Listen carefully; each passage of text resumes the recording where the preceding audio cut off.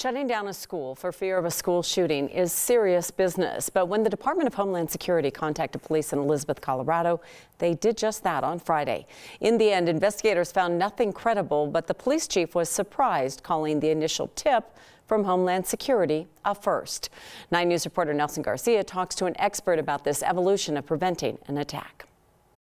But this was one that was quite public. When it comes to cybersecurity, And unusually, Microsoft open sourced it. Dr. Steve Beatty not only teaches Metro State students about it, his work in the field goes back 29 years.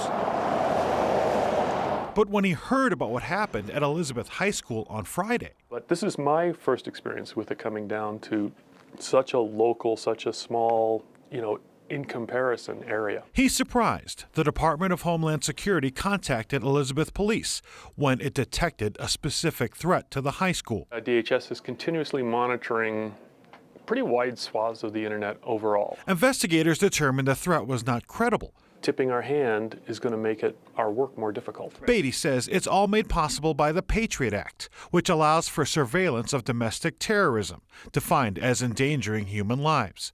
That includes, Beatty says, things being shared online. These are computer programs trained to look for certain keywords on an ongoing basis.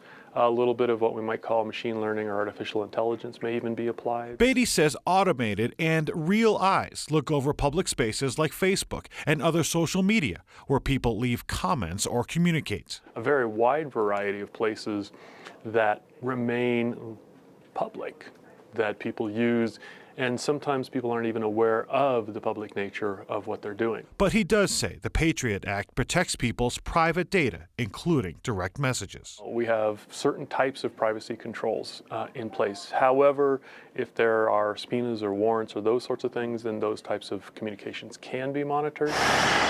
Though the warning to Elizabeth High School may be rare, Beatty believes the type may become more common. Nelson Garcia, 9 News. And Elizabeth Police Chief Stephen Hasler says that the investigation continues into where that original threat came from.